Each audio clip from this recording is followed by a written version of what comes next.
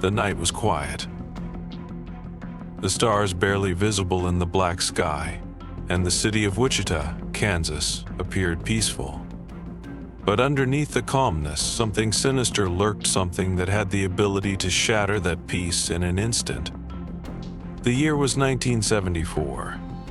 The city was about to face a nightmare that would haunt it for decades. In the shadows of the quiet streets, an unknown predator watched. He was calm, patient. He had no plans of rushing. He knew his time would come, and when it did, it would be as silent and calculated as the deadly predator he was. But no one knew this. No one suspected the ordinary man who lived just down the street, the man who blended into the community. They had no idea that the ordinary man was capable of such horror. It was January 15th, 1974, when the terror began. The Otero family, a mother, father, and their 4 children, were living in their home, just like any other day. But that day, an uninvited guest had come. He was dressed simply, almost unnoticeably, and he carried with him an air of ease.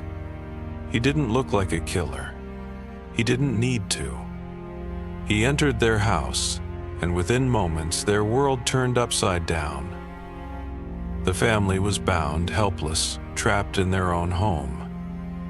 The man moved swiftly, his hands methodical, as he tortured and murdered the parents, Joseph and Julie Otero.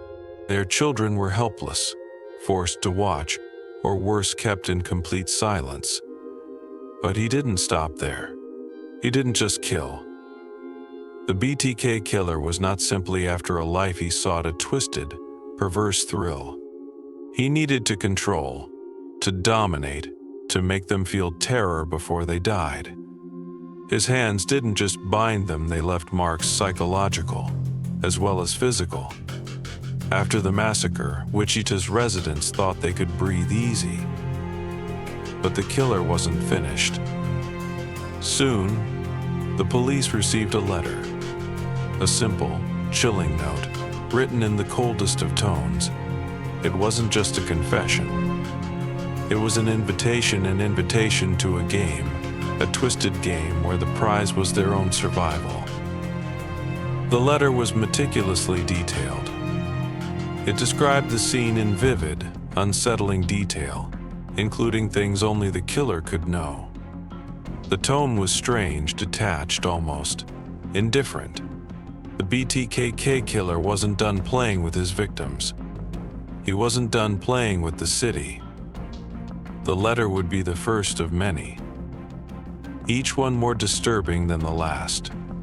A new name would come to haunt their thoughts, a name that would send shivers down their spines. BTK. Bind. Torture. Kill. The media began to report on the mysterious killer, but no one could stop him. No one could even figure out where he would strike next. Then came the silence. For years, the killing stopped. The letters stopped. The city, terrified but hopeful, thought that maybe the nightmare was over. Maybe the killer had gone away, or worse, died. But the truth was far darker. Behind closed doors, the killer watched. He waited. He planned. He learned. The BTK killer didn't need to kill every year. He knew that the longer he stayed in the shadows, the more powerful his reemergence would be. He had patience. The city had forgotten, but the killer never had. He simply bided his time, watching, waiting. Then, in 2004, after almost 13 years of silence, the killer resurfaced. This time, it wasn't just a letter. It was a twisted package of photographs, drawings, and details about his crimes. He wasn't just back, he was playing a dangerous game with the police, and they were losing. The police, desperate to stop him, poured all their resources into solving the case. But the more they investigated, the more the killer toyed with them. Every time they thought they were getting closer, he would send another clue, another taunt. He knew they were watching. He knew they were desperate. And it only made the game more thrilling for him. But what was even more terrifying than his actions was his need for attention. He didn't just want to kill. He wanted to be noticed. He wanted to feel the fear of the world, knowing that he was the one causing it. He was like a shadow, creeping ever closer, always just out of reach. It wasn't until 2005 that the case took a drastic turn. A breakthrough came not from the killer's letters, but from a single clue that he never expected: DNA. DNA evidence, which was once a faint hope, finally connected the killer to his crimes. Dennis Rader, a man who lived in plain sight, was the man behind the mask of BTK. He was a seemingly ordinary man, an officer at a local church, a husband, a father. The police had known him for years but had never suspected him. When Rader was arrested, it was like a bombshell. How could this quiet man have been the BTK killer? How had he hidden in plain sight for so long? In an interview with the police, Rader confessed to the murders with a calmness that was almost chilling.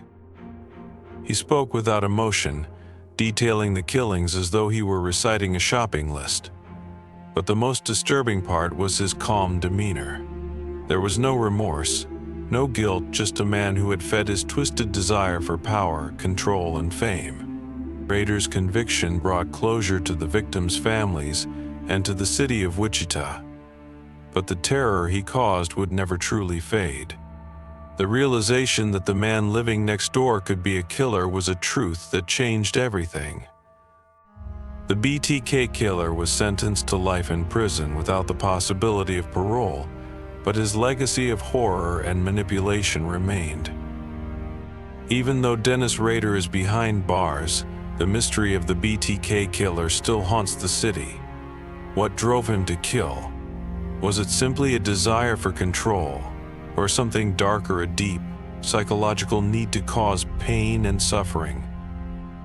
And why did he feel the need to taunt, to make a game out of it all? The question lingers: what truly makes a monster? Thank you for watching. Don't forget to like, subscribe, and stay tuned for more chilling stories from the world of true crime.